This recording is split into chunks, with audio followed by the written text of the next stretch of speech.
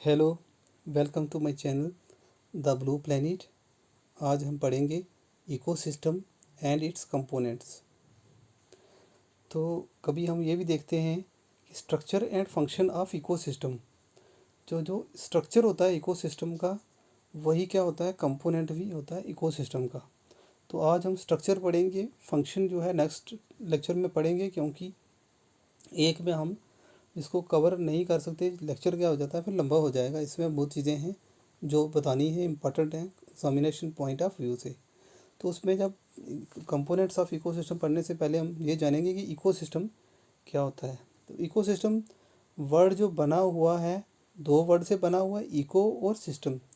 Eco के refers to part of the world, और system क्या होता है, refer to the coordinating units. इसका मीनिंग ये हो गया कि डिफरेंट डिफरेंट जो यूनिट्स होती हैं वो क्या करती हैं, वर्ल्ड के किसी पार्ट में कोऑर्डिनेटली क्या करती हैं, काम करती हैं एक साथ। तो उसको बोलते हैं, ऐसे सिस्टम को क्या कहते हैं हम, इको सिस्टम। इसको और डेफिनेशन जब पढ़ेंगे तो हम उसको क्लियर समझ पाएंगे कि क्या मीनिंग होता है। जो लिविंग ऑर्गेनिजम्स होते हैं वो जहाँ रहते हैं, खाना खाते हैं, सब चीज़ें अपनी रिक्वायरमेंट पूरी करते हैं, उसको बोलते हैं हैबिटेट। और हैबिटेट के सराउंडिंग में क्या होता है, इन्वायरमेंट होता है उसका। और क्या होता है कि लिविंग ऑर्गेनिज्म, उसका हैबिटेट, उसकी सराउंडिंग मिल के एक सिंगल यूनिट बनाते हैं। और इस इकोलॉजिकल यूनिट को ही क्या कहते हैं हम, इकोसिस्टम। तो इकोसिस्टम फिर क्या कह सकते हैं, it refers to a system, जिसमें ऐसा सिस्टम जहाँ लिविंग ऑर्गेनिजम्स आते हैं सारे के सारे, बायोटिक फैक्टर्स जिसमें प्लांट्स, एनिमल्स, माइक्रो ऑर्गेनिजम्स भी आते हैं, in a habitat as well as the physical environment. एक तो लिविंग बींग्स आते हैं, उसके साथ साथ उनका फिजिकल सराउंडिंग भी आती है, ए बायोटिक फैक्टर भी आते हैं उसके, जैसे वेदर, वहाँ सॉइल, अर्थ, सन, क्लाइमेट, रॉक, मिनरल, सब चीज़ें आती हैं जो कि मिलकर फंक्शन करते हैं एज ए यूनिट। तो इस यूनिट को फिर क्या कहते हैं हम, इको सिस्टम, जिसमें लिविंग और नॉन लिविंग थिंग्स दोनों होती हैं।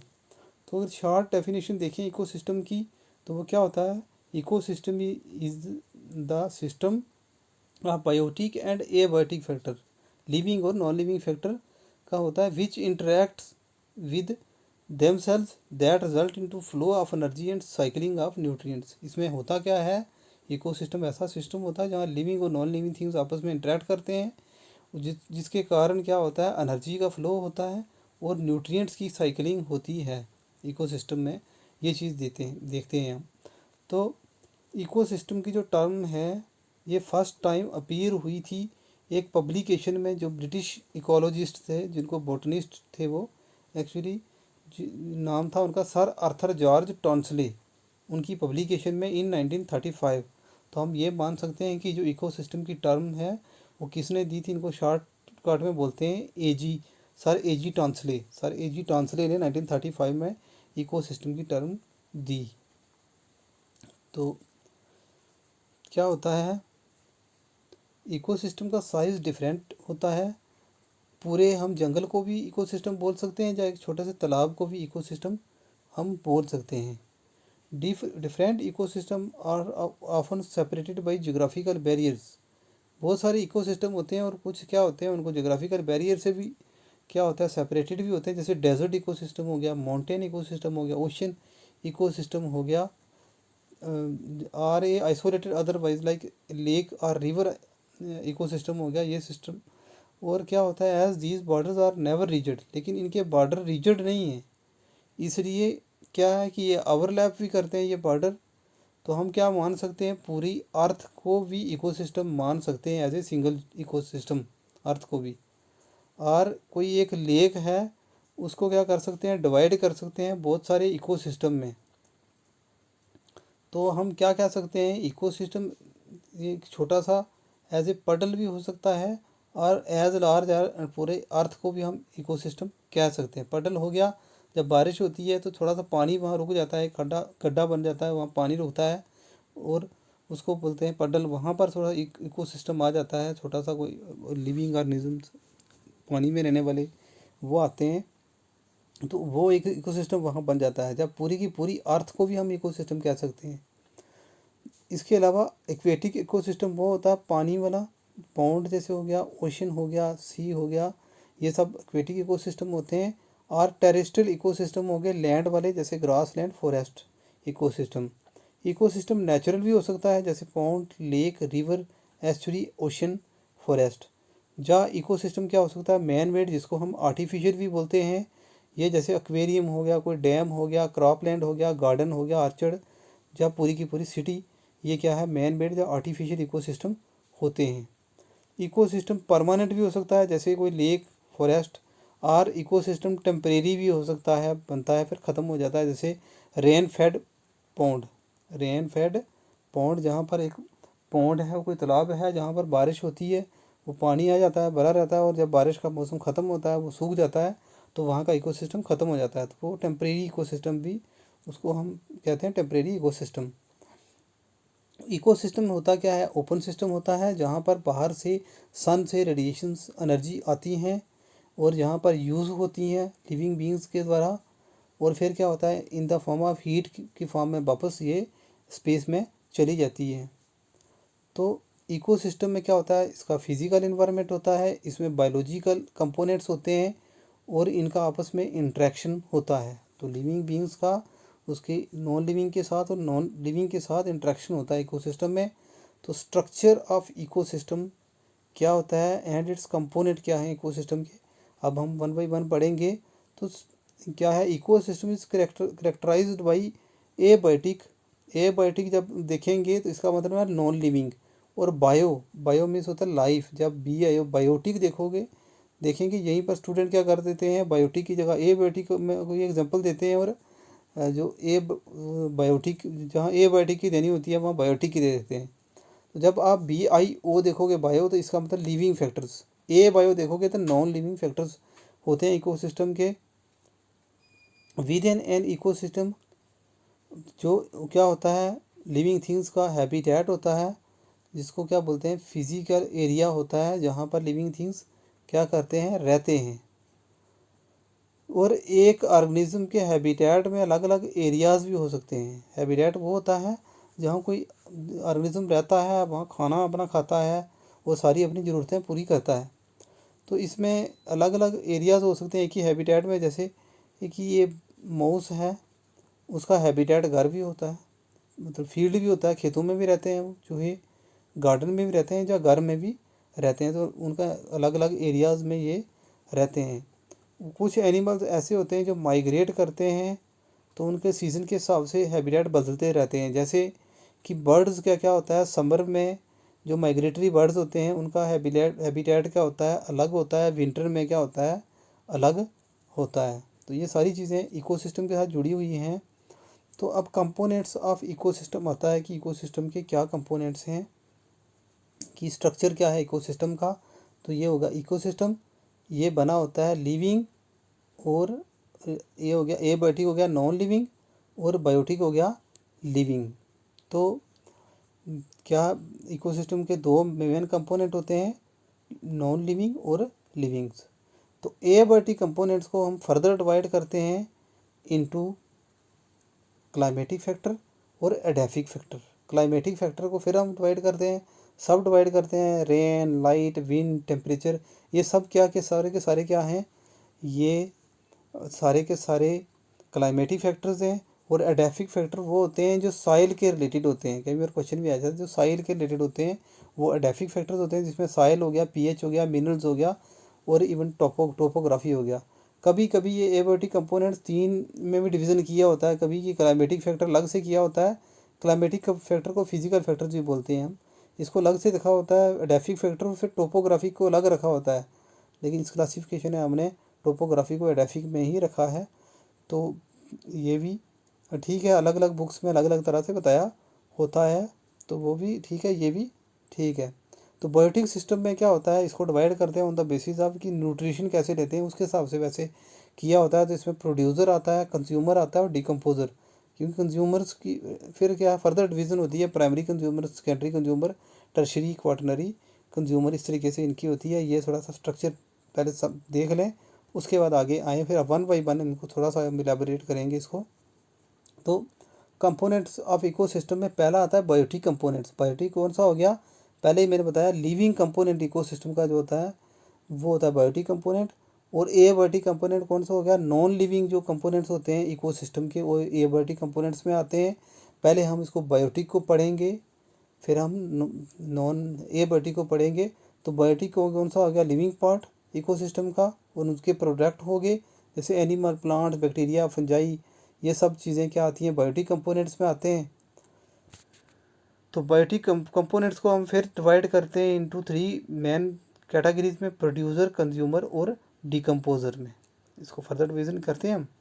और जो प्रोड्यूसर्स होते हैं फिर हम 1 बाई 1 बायोटिक कंपोनेंट्स को पढ़ेंगे।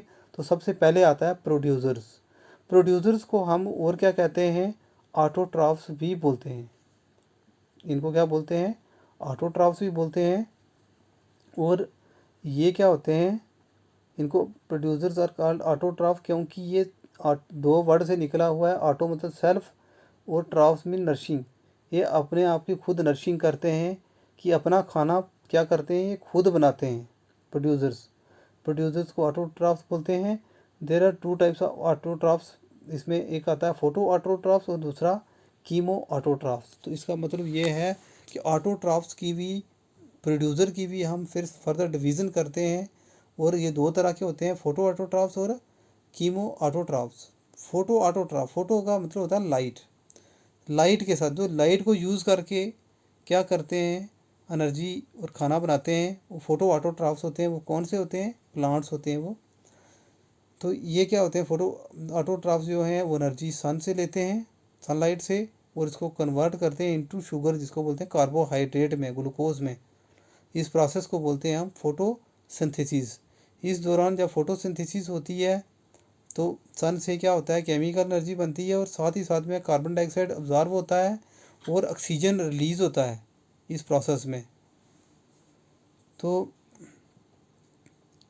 ये ऑक्सीजन जो है ये बाकी एनिमल्स जो हैं उनके लिए ज़रूरी होता है, इसी की बदौलत वो ज़िंदा रहते हैं। तो प्रोड्यूसर को हम और क्या इम्पोर्टेंट एक टर्म देते हैं फिर, जो फोटो ऑटोट्रॉफ्स होते हैं खासकर, इनको क्या और बोलते हैं हम, ट्रांसड्यूसर्स।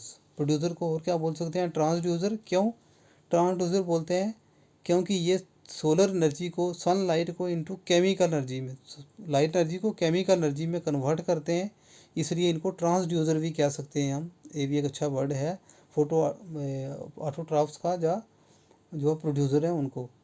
तो ये जब ये रिएक्शन होती है फोटोसिंथेसिस के दौरान कि 6 कार्बन डाइऑक्साइड मिलते हैं जब 6 वाटर के साथ, और इसमें जो क्लोरोफिल होती है, पिगमेंट्स, वो मदद करते हैं फोटोसिंथेसिस में सनलाइट की प्रेजेंस में, और बनाते हैं ग्लूकोज प्लस ऑक्सीजन रिलीज होता है।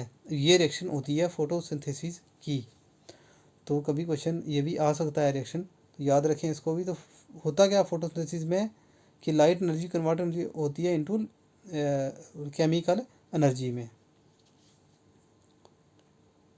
The food is use by the plant for its own energy और may be eaten by consumer. तो जो फूड प्रिपेयर करते हैं फोटोसिंथेसिस के दौरान प्लांट्स खुद भी यूज़ करते हैं और कंज्यूमर भी इनका फूड यूज़ करते हैं वो।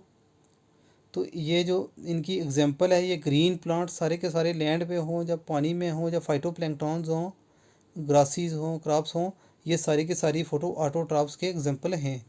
दूसरा जो आता है वो आता है कीमो ऑटोट्रॉफ्स। कीमो ऑटोट्रॉफ्स क्या होते हैं, क्योंकि फ़ोटो वाला हो गया जो लाइट एनर्जी यूज़ करके अपना खाना बनाते हैं। कीमो ऑटोट्रॉफ्स जो केमिकल एनर्जी यूज़ करके अपना खाना बनाते हैं उनको बोलते हैं कीमो ऑटोट्रॉफ्स।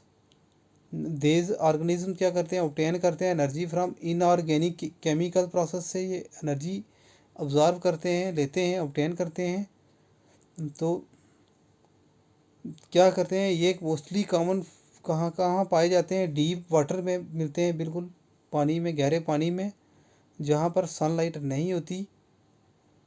या कहीं कुछ जो कीमो ऑटोट्रॉफ हैं डीप सी वॉल्केनिक जो इवेंट्स होते हैं, बनते हैं, ओपनिंग होती है जहाँ पर, वहाँ ये होते हैं जहाँ पर कि काफ़ी एनर्जी होती है ताकि इनका मेटाबॉलिज्म हो सके, रेट जब मेटाबॉलिज्म रिक्वायर जो हो सके, तो वहाँ पर ये वॉल्केनो के वेंट पर भी ये मिलते हैं ताकि इनको इनफ एनर्जी मिले मेटाबॉलिज्म करने के लिए।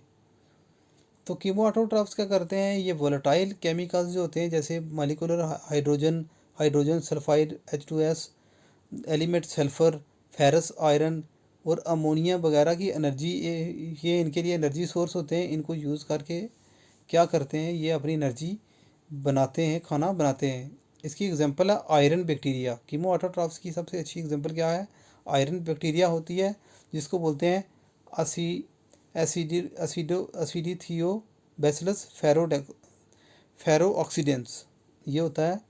तो बैक्टीरियम असिडिथायोबैसिलस फेरो ऑक्सीडेंस जो होते हैं, ये बैक्टीरियाज होते हैं। ये एनर्जी लेते हैं फ्रॉम फेरस आयरन से ये।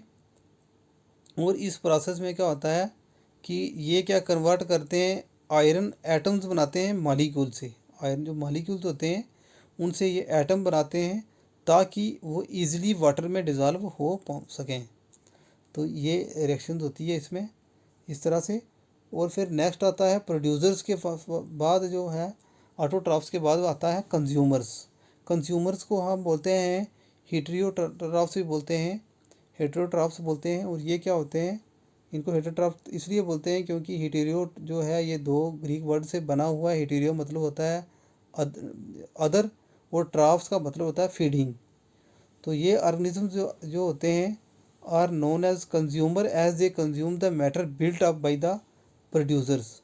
इनको कंज्यूमर इसलिए कहा जाता है, इनको प्रोड्यूसर नहीं किया कहा जाता, क्योंकि ये वो खाना बना खाते हैं जो प्रोड्यूसर ने बनाया होता है, ऑटोट्रॉफ्स ने बनाया होता है। इनके फूड हैबिट के हिसाब से कंज्यूमर्स को हम फर्दर क्लासीफाई करते हैं, primary, secondary, tertiary, quaternary consumers.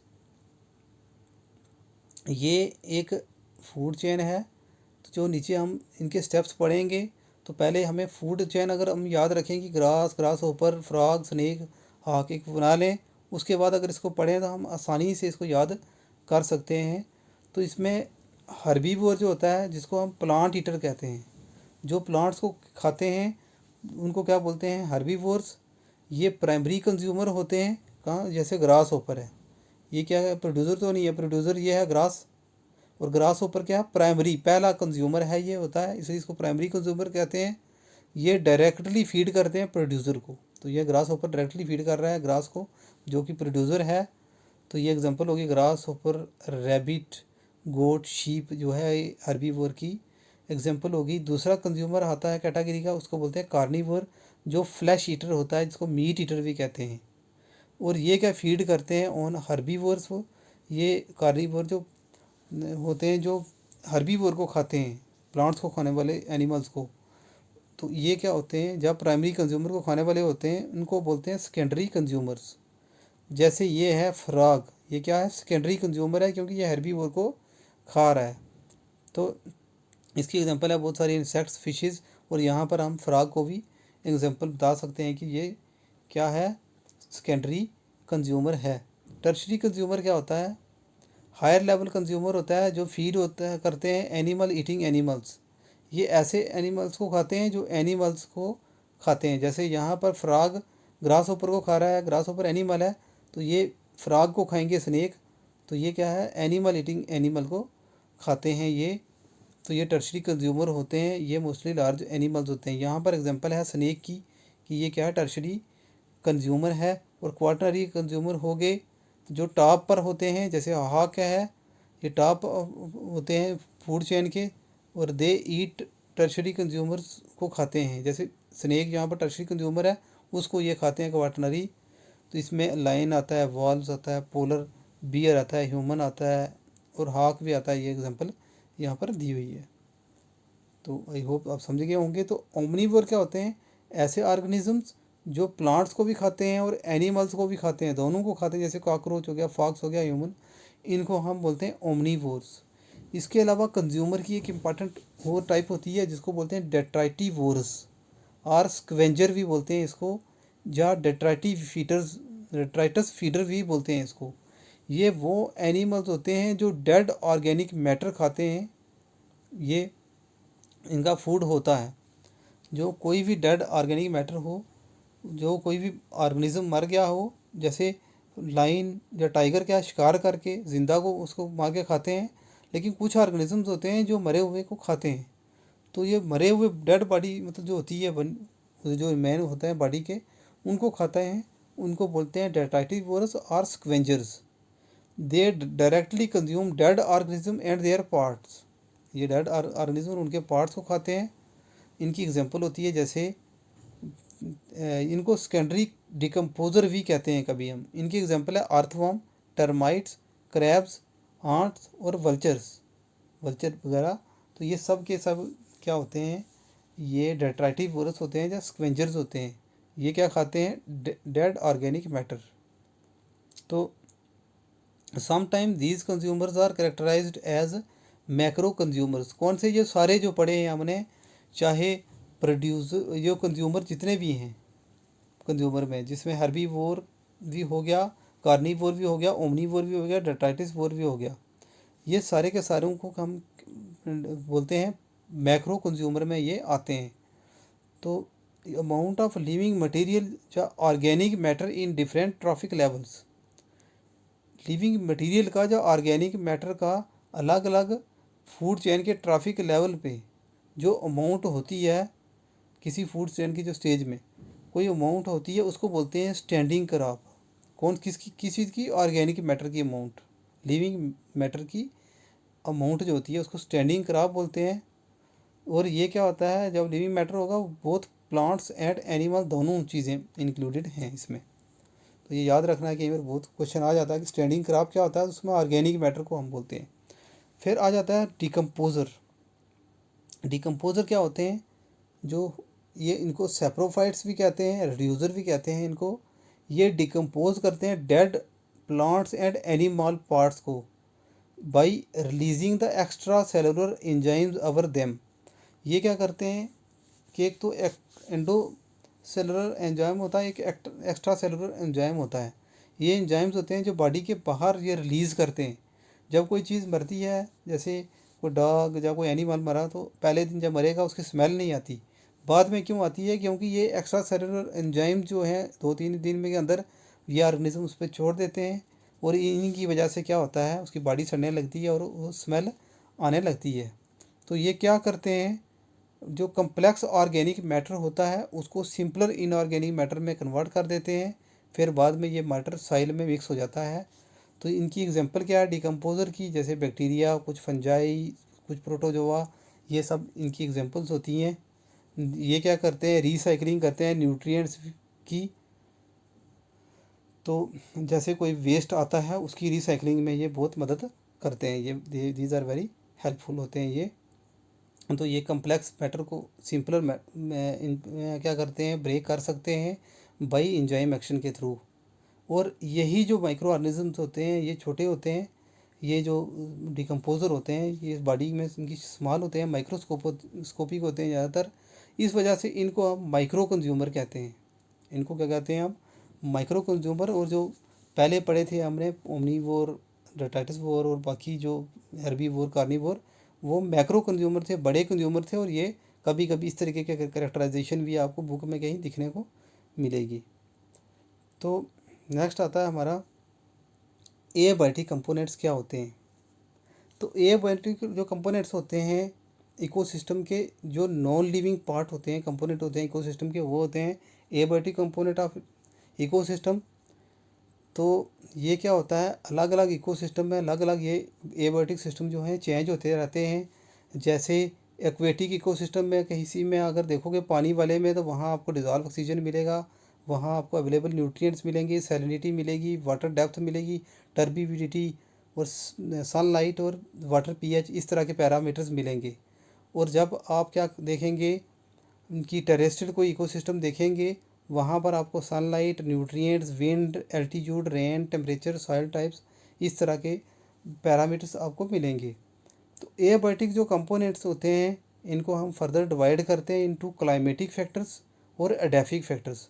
Climatic factor जो होता है इसमें रेन, लाइट, विंड, टेम्परेचर, ये सारी चीज़ें जो क्लाइमेट के रिलेटेड होते हैं वो आ जाते हैं। और एडेफिक फैक्टर्स वो होते हैं जैसे जो साइल के रिलेटेड होते हैं, साइल की पीएच, मिनरल साइल में होते हैं, जो टोपोग्राफी हो गई, वो चीज़ें होती हैं इसमें। तो क्लाइमेटिक फैक्टर को हम फिजिकल फैक्टर भी बोलते हैं, आप कंफ्यूज मत होना इसमें भी, इसको फिजिकल फैक्टर भी बोलते हैं कभी। तो ये इसमें क्या आता है, प्रेसिपिटेशन क्लाइमेटिक फैक्टर में water, light, temperature, atmospheric wind, gases, humidity, ये सारी चीज़ें क्लाइमेटिक फैक्टर के साथ आते हैं। पीछे मैंने पढ़ा था अभी कि रैन पढ़ा था, तो रैन एक प्रेसिपिटेशन का एक हिस्सा हो गया, उसमें प्रेसिपिटेशन हो गया सब, जिसमें बर्फ़ भी हो गया, स्नोफॉल भी आ जाएगी, हेल्स भी आ जाएगी, ये सारी चीज़ें आ जाएंगी। तो रेनफॉल क्या होता है कि ये जो होती है प्रेसिपिटेशन होती है, ऑर्गेनिज्म की डिस्ट्रीब्यूशन इस पर भी डिपेंड करती है। जैसे फॉर एग्जांपल हम कह सकते हैं कि जैसे ये अगर अर्थ है तो ये इक्वेटर है अगर, तो इक्वेटर के आसपास का जो एरिया होता है इसको बोलते हैं ट्रॉपिकल रीजन, जो ट्रॉपिक ऑफ कैंसर और कैप्रिकॉर्न के बीच का एरिया जो होता है। तो इस रीजन में क्या बारिश बड़ी ज़्यादा होती रहती है, और यहाँ पर एवरग्रीन फॉरेस्ट मिलते हैं हमें, एवरग्रीन जो ट्रीज़ होते हैं वो मिलते हैं। तो इसलिए रेन इस यहाँ पर बारिश ज़्यादा होती है, इस वजह से इन यहाँ पर क्या बोलते हैं, एवरग्रीन जो मिलते हैं ट्रीज़। और जहाँ पर कम होती है, जहाँ पर वहाँ पर डेसीडियस प्लांट्स मिलते हैं जो अपनी लीव्स वगैरह क्या करते हैं, शेड कर देते हैं। और अगर हम डेजर्ट एरिया देखें जहाँ बिल्कुल बारिश नहीं होती, ऐसी जगह पर ऐसे कैक्टस हो गया, ओपनशिया हो गया, इस तरह के प्लांट दिखते हैं जिनका क्या होता है कि रूट्स जो हैं डीप होती हैं, और लीफ जो रिड्यूस टू स्पाइन होते हैं, ताकि क्योंकि लीव्स अगर बड़े बड़े होंगे जहाँ कुछ, तो वहाँ से अगर ट्रांसपीरेशन होगी, वाटर लॉस ज़्यादा होगा और ऑब्जर्व कम होगा तो वो ख़त्म हो जाएंगे। तो इस तरह की अडाप्टेशन होती है। तो रेनफॉल इस तरीके से इफेक्ट डालता है इनकी डिस्ट्रीब्यूशन का। वाटर जो है वो क्या होता है, एलिक्सर होता है ऑफ लाइफ का, एक अमृत है, और वाटर के बगैर लाइफ पॉसिबल नहीं है। तो इसके लिए भी कि लिविंग के साथ कैसे जुड़ा हुआ है, ये भी इम्पॉर्टेंट हिस्सा है इकोसिस्टम का। लाइट जो है, जो सनलाइट आती है, उसी की प्रेजेंस में फोटोसिंथेसिस होती है और प्लांट्स हमारे लिए खाना बनाते हैं और ऑक्सीजन भी रिलीज़ करते हैं। ये अगर नहीं होगा तो लाइफ पॉसिबल नहीं है अर्थ पर। तो क्या है, it is essential for photosynthesis के लिए होता है, ज़रूरी है ये, ताकि प्लांट्स अपना खाना बनाएं और ऑक्सीजन भी रिलीज़ करते हैं। तो कुछ एनिमल्स भी होते हैं जो क्या करते हैं, लाइट की तरफ बड़े सेंसिटिव होते हैं, and they have special photo receptors होते हैं उनके अंदर, जैसे कि कॉकरोच, बैट्स, ओल, मोथ वगैरह, ये एक्टिव होते हैं रात को, क्योंकि आइज़ के अंदर क्या होता है, कुछ सेल्स होते हैं, रॉड सेल और कॉन सेल। तो जो कॉन सेल होते हैं जिनके अंदर, वो दिन में एक्टिव रहते हैं उनको ज़्यादा, और जिनका रॉड सेल होता है वो रात को भी उनको दिखता है रॉड सेल, और इनके अंदर रॉड सेल ज़्यादा होते हैं बैट, ओल वगैरह के अंदर। तो जो रात को एक्टिव होते हैं एनिमल्स, उनको क्या बोलते हैं, नॉकटर्नल बोलते हैं। इसका निकला है नॉक्स से, लैटिन वर्ड नॉक्स, इसका मतलब नाइट और डार्कनेस। ये वो एनिमल्स होते हैं जो नाइट को क्या होते हैं, एक्टिव होते हैं, मेनली एक्टिव होते हैं ड्यूरिंग नाइट। ये हंट और फीड करते हैं रात को, और दिन में ये सोते हैं। डाईयूरिनल कौन से होते हैं, ऐसे एनिमल्स जो क्या करते हैं, प्राइमरीली एक्टिव होते हैं डे टाइम के, और रात को ही रेस्ट करते हैं, जैसे मैमल्स हो गया, बर्ड्स हो गया, बटरफ्लाई वगैरह एग्जांपल है इनकी। तो लाइट इसके अलावा क्या करती है, यूज़फुल होती है सीड जर्मिनेशन के लिए और प्लांट की मूवमेंट के लिए भी, लोकोमोशन के लिए भी। तो फोटोटैक्सीज क्या होता है, जो मूवमेंट, ऐसी मूवमेंट होती है जिसमें क्या होता है कि प्लांट्स हों, एनिमल्स हों, या एनिमल्स खासकर ऐसे होते हैं जो क्या करते हैं, मूवमेंट करते हैं लाइट के साथ। तो पॉजिटिव मूवमेंट तब होती है जब एनिमल्स लाइट की तरफ जाएंगे तो पॉजिटिव मूवमेंट, लाइट से अवे जाएंगे तो नेगेटिव मूवमेंट होगी। और फोटोट्रॉपिज्म क्या करते हैं, शो करते हैं कुछ प्लांट्स और एनिमल्स, जिसमें क्या करते हैं, इनके पार्ट्स होते हैं जो ऑर्गेनिजम्स के, वो रिस्पॉन्स देते हैं लाइट की तरफ, स्टिमुलस की तरफ। जैसे एग्जांपल हम ले लें कि जो प्लांट होते हैं, ट्रीज़ होते हैं, उनकी जो रूट होती है वो मूव करती है लाइट से अवे, जियोट्रॉपिज्म होता है। लेकिन फोटोट्रॉपिज्म क्या होता है, उनका नेगेटिव होता है। और ब्रांचेस और जो स्टेम्स होते हैं वो पॉजिटिव फोटोट्रॉप्स होते हैं। तो ये एक एग्जांपल है कि लाइट का क्या रोल होता है ऑर्गेनिजम्स में। इसके अलावा टेम्परेचर का क्या रोल होता है, टेम्परेचर क्या होता है, comparative measurement of hardness and coldness. Hardness और कोल्डनेस को हम क्या कहते हैं, टेम्परेचर कहते हैं। और हर एक लिविंग ऑर्गेनिजम्स का कोई रेंज ऑफ टेम्परेचर होता है जिस पे वो सर्वाइव कर पाते हैं, और उसके अलावा वो सर्वाइव नहीं कर सकते। उसके अगर रेंज बढ़ जाए या कम हो जाए तो उनके लिए मुश्किल हो जाता है। तो डिस्ट्रीब्यूशन पैटर्न ऑफ ऑर्गेनिज्म भी डिपेंड करता है टेम्परेचर के बेसिस पे। बहुत सारे प्लांट्स और एनिमल्स जो होते हैं टेम्परेचर पे डिपेंड करते हैं। इन पे टेम्परेचर का इफ़ेक्ट सेल के प्रोटोप्लाज्म पर भी पड़ता है। प्रोटोप्लाज्म क्या होता है, जैसे एक सेल है, उसके अंदर न्यूक्लियस है, तो ये न्यूक्लियस का पार्ट भी, जिसको न्यूक्लियोप्लाज्म कहते हैं, और ऊपर वाला पार्ट साइटोप्लाज्म, दोनों मिलाकर क्या कहते हैं, इसको प्रोटोप्लाज्म। तो इस पूरे सेल के ऊपर असर पड़ता है टेम्परेचर का। एक चीज़ की टेम्परेचर इफेक्ट करता है प्रोटोप्लाज्म को। इसके अलावा टेम्परेचर इफेक्ट करता है उन मेटाबॉलिज्म पर भी, कि कुछ एंजाइम्स ऐसे होते हैं जो एक स्पेसिफिक टेम्परेचर पर फंक्शन करते हैं। इसके अलावा क्या होता है, इफ़ेक्ट ऑन रेस्पिरेशन पर भी इफ़ेक्ट पड़ता है।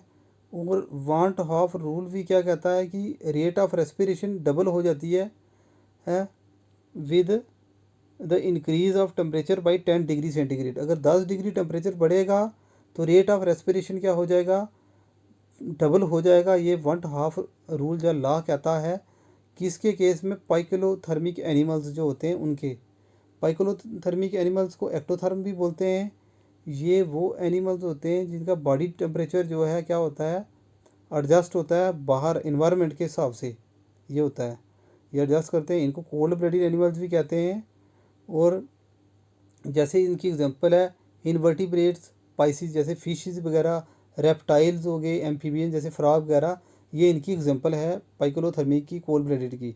और होम्योथर्मिक कौन से होते हैं, जिनका टेम्परेचर क्या रहता है, बॉडी टेम्परेचर सेम रहता है, इनको एंडोथर्म्स भी बोलते हैं। ये वार्म ब्लडेड होते हैं, वार्म ब्लडेड, तो इनका बॉडी टेम्परेचर कांस्टेंट रहता है, होम्योथर्म्स रहते हैं, होम्योथर्मिक रहता है, जिसमें एग्जांपल है मैमल्स और बर्ड्स। और इसके अलावा टेम्परेचर का इफेक्ट डेवलपमेंट पे भी पड़ता है। टेम्परेचर का इफेक्ट ट्रांसपीरेशन पर भी पड़ता है, कि टेम्परेचर रेट ऑफ ट्रांसपीरेशन बढ़ जाता है जब टेम्परेचर बढ़ता है, और टेम्परेचर कम हो तो ट्रांसपीरेशन भी कम होता है। इसके अलावा रिप्रोडक्शन पर भी टेम्परेचर का इफेक्ट पड़ता है। कुछ गोनाड्स वगैरह मेच्योर होते हैं और गेमेटोजेंसिस होती है, उनके लिए एक स्पेसिफिक टेम्परेचर चाहिए होता है, और ये स्पीशीज़ वेरी करता है। इसके अलावा कुछ टेम्परेचर, सेक्स रेशो पर भी टेम्परेचर कुछ ऑर्गेनिज्म में असर डालता है, कि कुछ जो लिविंग मेल्स होते हैं वो कुछ स्पेसिफिक टेम्परेचर में ही क्या होते हैं, उनके नंबर बढ़ता है या फीमेल का। इसके अलावा एक्सटर्नल बॉडी पर भी, मॉर्फोलॉजी पर भी क्या असर पड़ता है टेम्परेचर का।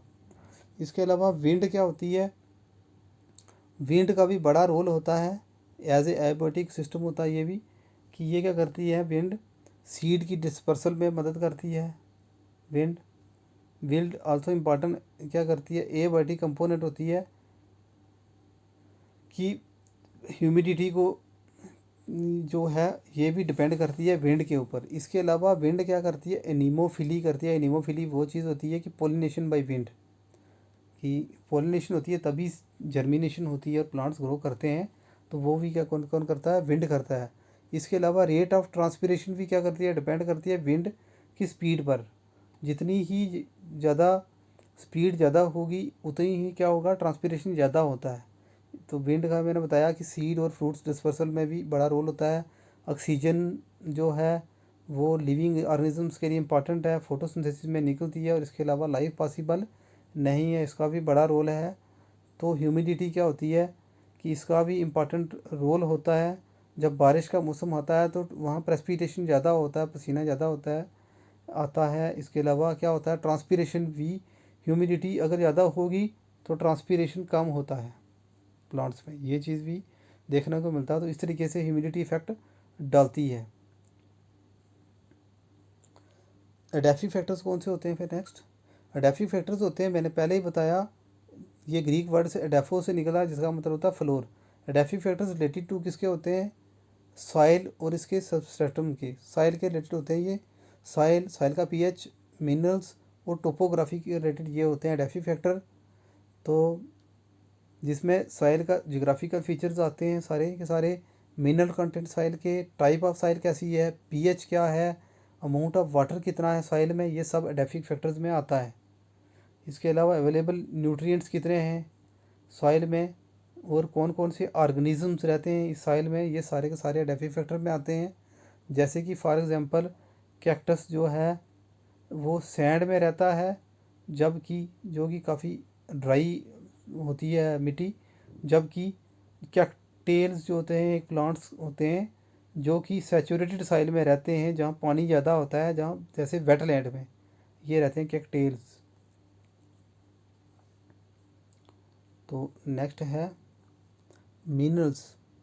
तो मिनरल्स क्या होते हैं? ये इनऑर्गेनिक सब्सटेंस होते हैं, जैसे नाइट्रेट, कार्बोनेट, फॉस्फेट वगैरह, ये सारे क्या हो गए? मिनरल्स हो गए।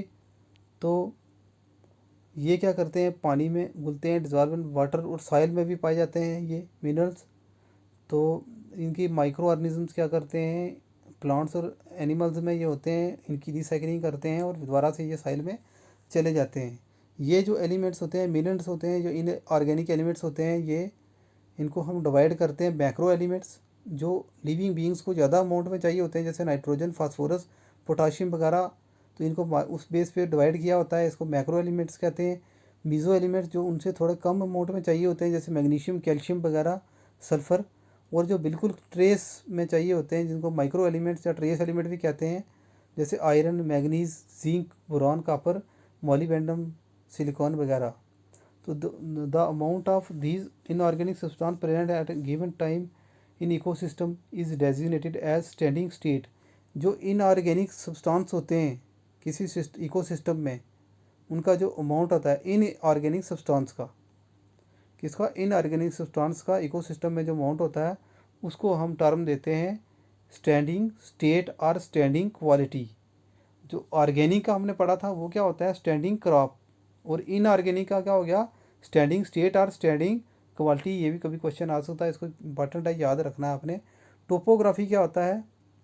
ये भी एडाफी फैक्टर के साथ जुड़ी हुई है।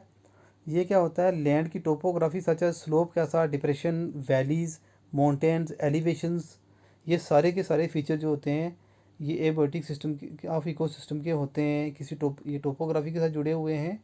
और इसमें क्या होता है? लैटीट्यूड, लॉन्गिट्यूड, एल्टीट्यूड भी आ जाता है टोपोग्राफी में।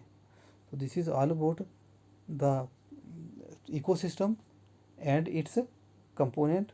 Thank you.